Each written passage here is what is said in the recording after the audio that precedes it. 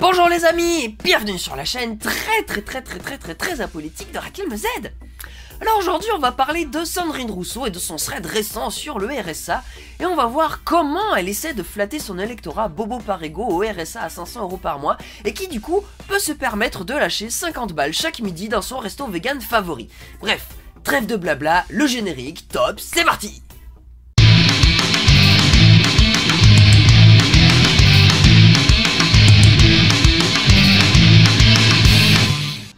Et nous voici devant le thread de Sandrine Rousseau qui va parler justement du RSA, qui va essayer de le défendre suite à l'annonce de Elisabeth Borne. Et vous n'étiez peut-être pas au courant, mais du coup cette réaction de Sandrine Rousseau fait suite à l'annonce de Elisabeth Borne, donc qui a confirmé vouloir conditionner le versement du RSA à 15 à 20 heures d'activité ou de travail du coup par semaine. Donc voilà, donc elle commence par dire obligation de travailler avec le RSA, réforme des allocations chômage, cela a déjà été tenté ailleurs. Ok, bon on va voir ce qu'elle nous dit. Et, c'est pas fini, n'a contribué qu'à une seule chose, baisser les salaires et augmenter la pauvreté. Thread. Attention, attention, ça promet. Déjà, ces réformes ont un but, transformer le soutien social, qui est une solidarité nationale, du statut de droit acquis au statut d'un mérite à acquérir. Alors là, je vais décrypter un petit peu, parce que ça me paraît intéressant de s'arrêter là-dessus. En gros, ce qu'elle dit là, c'est que, de base, on a un système qui est fondé sur la solidarité. En gros, on cotise tous pour avoir un droit au RSA en cas de besoin. Comme d'autres trucs, hein. Ça marche comme d'autres trucs, hein. Le chômage, la retraite, par exemple. Voilà. Donc en gros, c'est un peu comme si on avait un gros assureur pour lequel on payait tous. Voilà, donc un assureur à l'échelle de l'État, sauf que lui, son but, c'est pas de s'enrichir sur notre dos, hein. Non, non, son but, c'est juste de pouvoir venir en aide à telle ou telle personne si jamais elle a besoin.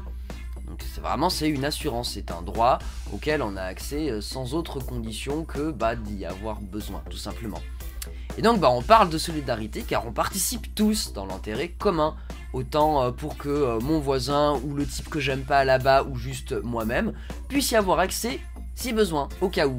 Et ça permet d'éviter de crever de faim du coup. Alors du coup, c'est pas pour faire un jugement moral et dire que c'est bien ou c'est pas bien, mais perso, je trouve ça pas trop mal qu'en cas de pépin, de savoir qu'en cas de pépin, je vais pas juste mourir de faim en fait. C'est plutôt sympa pour démarrer dans la vie quand même. Hein. Car si on abandonne un tel ou une telle à son sort, un jour c'est peut-être à moi que ça peut arriver ou à toi, tu vois. Donc c'est pour ça que voilà, son principe, moi j'aime bien le principe quand même de solidarité. Et du coup là en gros ce qu'elle explique c'est qu'on est en train de changer de petit à petit de paradigme. On passe d'un système qui serait plutôt d'un système, même pour parler du RSA en particulier ici, on passe d'un système basé sur la solidarité mais à un système qui serait basé sur la méritocratie. Donc, le délire c'est simple, si tu mérites pas, tu peux crever, c'est pas grave. Voilà. En gros c'est un peu ça l'idée quoi. Et c'est clairement ça l'idée du coup, de conditionner le RSA à un petit peu de travail. Du coup, pour l'instant, en fait, je suis plutôt d'accord avec elle, assez étonnamment. Hein. Moi, on m'avait décrit une féministe ultra vénère qui coupait des couilles chaque midi, chaque soir aussi. Bon, pour l'instant, je suis assez d'accord avec ce qu'elle dit. Je trouve ça factuellement vrai, en tout cas. Donc, elle continue. Donc, c'est une transformation majeure. Cela fait passer notre état social du welfare au workfare. Bon, ça, c'est un peu des termes accrocheurs, je pense. Hein. Donc le welfare garantit l'universalité des droits, donc c'est ce qu'on disait, tout le monde peut y avoir droit. Alors que le workfare conditionne les transferts sociaux au fait de travailler. Voilà, en gros, on t'aide pas si tu travailles pas. Sauf que c'est là la difficulté, c'est que c'est compliqué des fois de travailler, en fait. C'est compliqué par exemple quand tu as 3 millions, entre 3 et 5 millions de personnes au chômage qui sont privées d'emploi donc. Et là on parle de ceux qui sont au chômage donc inscrits à Pôle emploi, donc c'est à dire qu'en vrai il y en a plus, soit parce qu'ils ont été radiés ou pour des raisons X ou Y, alors que des emplois, il y en a des emplois vacants, on en a à peine 300 000 ou 400 000, enfin un truc comme ça, genre c'est ridicule à côté. Donc forcer les gens à travailler, demander aux gens de travailler pour pouvoir être aidés, c'est un peu débile parce que déjà les gens ne peuvent pas travailler, donc déjà c'est pas réalisable. Et puis ensuite, bah, c'est le principe en fait, c'est justement, en cas de problème que tu peux pas trouver de travail, tu es aidé. En fait, le RSA à la base, ça sert à t'aider si t'as plus de taf. Et maintenant on nous dit, faut que tu taffes pour avoir un RSA. C'est un peu comme si un médecin te disait, faut que tu arrêtes d'être malade pour avoir droit à des médicaments. Attends, vous voyez bien qu'il y a un truc qui va pas là.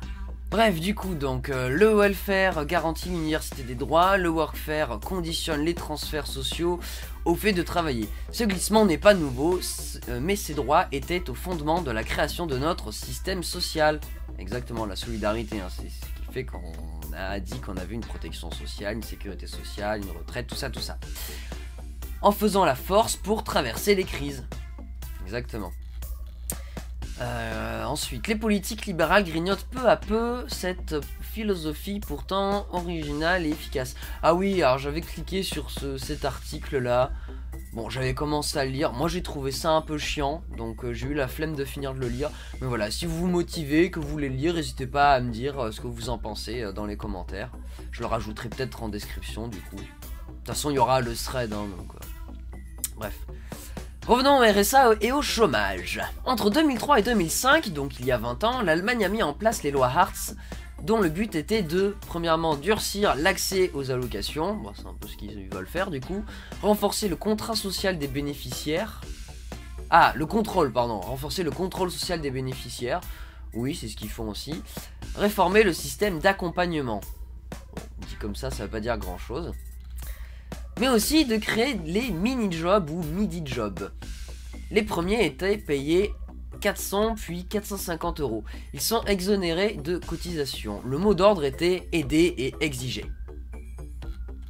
Les lois Hartz ont permis de diminuer de 0,16% le chômage. Bon, en soi pas grand chose, hein. Par exemple si on prend les 3 millions de chômeurs en France, c'est comme si on arrivait à faire travailler 5000 personnes sur ces 3 millions de chômeurs. Donc bon, c'est assez pauvre. Mais on fait baisser les salaires de 4% en moyenne, ce qui est beaucoup. Et pour les moins qualifiés, la baisse a été de 10%. Genre t'imagines, tu débarques dans une boîte, on te dit ouais, tu vas être payé 1150 €. Et tes anciens collègues en fait, ils ont dit ah bah moi je suis rentré il y a un an, je t'ai payé 1400 €. Alors qu'on avait le même profil. Voilà. Un peu ça quoi. Les employeurs ont transformé des CDI en emplois précaires pour bénéficier des mini-jobs. Bon là en gros Sandrine Rousseau ce qu'elle fait c'est que elle nous explique qu'est-ce qu'ils ont fait comme loi et ça a été quoi les conséquences. Bah, elle n'a pas expliqué comment ça a fait que, enfin, par quel mécanisme finalement on est arrivé à ce résultat là. Ça elle l'explique pas.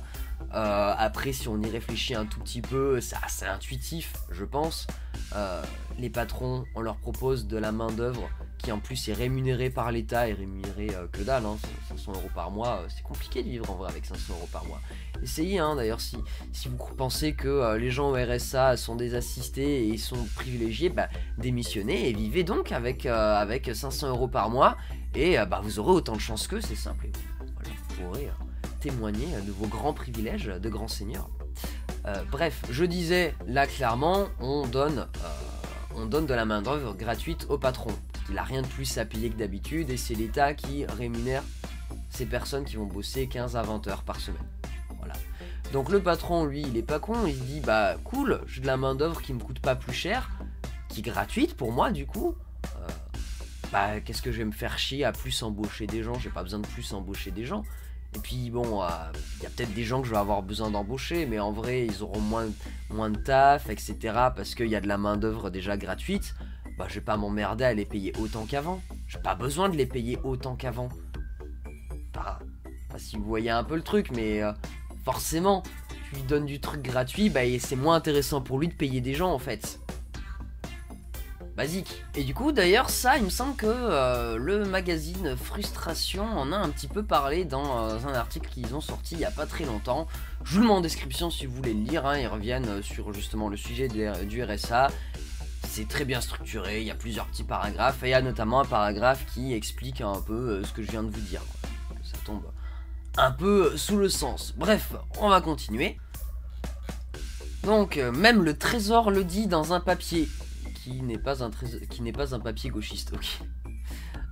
Ok, bon, vous irez voir la source si vous avez envie. J'avoue, ça je suis pas allé voir plus. Les résultats de ces lois a donc été une précarisation accrue des plus vulnérables et une augmentation des inégalités, de sorte que 20 ans après, alors, oubliez le an je crois, l'Allemagne les abandonne. Ah oui, carrément. Les Allemands ont eu le temps de voir qu'une mise sous tutelle rigide des chômeurs n'était pas un remède contre le chômage et la pauvreté. Oh, dis donc, c'est étonnant. Aujourd'hui, ils choisissent de sortir de ce cul-de-sac. Donc voilà, un article qui explique que finalement l'Allemagne est revenue sur cette mesure qu'ils avaient mis en place il y a 20 ans. Voilà. J'ai donc une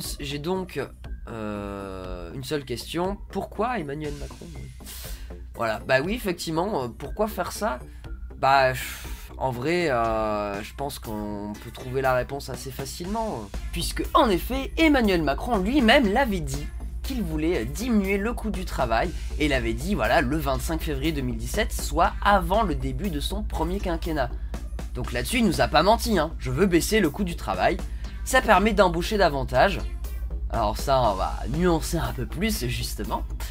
Redonner de la vitalité à nos territoires, bon alors ça dit comme ça veut absolument rien dire, ou alors ça peut vouloir dire une multitude de choses, c'est très très vague, donc ça c'est typiquement le genre de phrase je m'en méfie.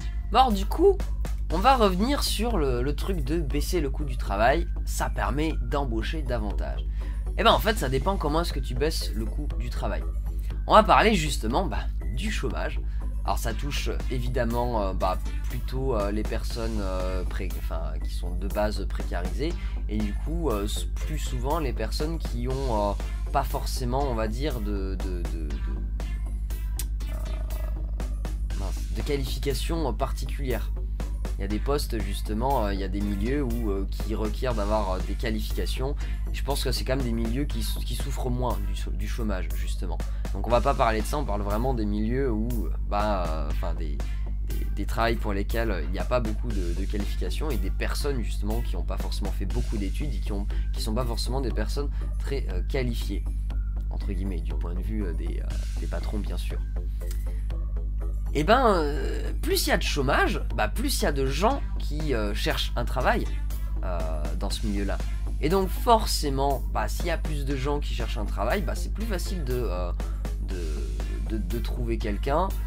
T'as pas besoin, et du coup c'est compliqué pour les personnes qui cherchent du travail à négocier leur salaire. Donc forcément, en fait, quand tu as un rapport de force comme ça, que c'est vraiment les travailleurs qui sont en demande de travail, et du coup le patron qui a juste à se servir comme ça, c'est lui qui peut imposer plus facilement ses conditions.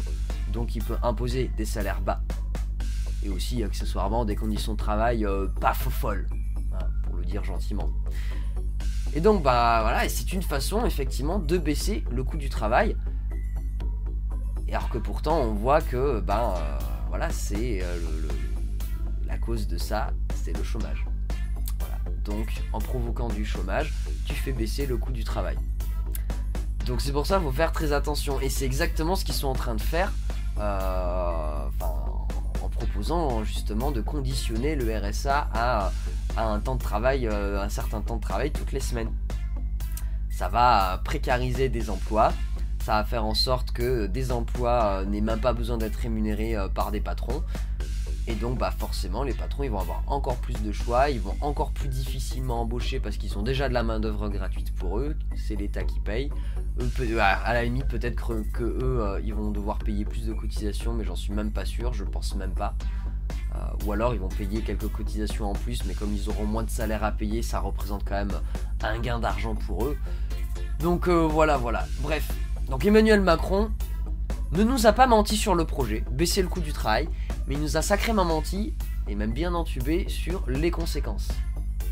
Voilà, bref, j'espère que vous aurez trouvé cette vidéo intéressante, j'espère que c'était pas que j'ai réussi à assez bien expliquer le fond des choses, et en tout cas de ma pensée également. J'espère que vous l'avez trouvé du coup instructif cette vidéo. Bref, n'hésitez pas à liker, commenter, partager, à vous abonner, à mettre la cloche. Sur ce, des bisous sur vous et des câlins si consentis. Ciao, bye bye, et à la prochaine!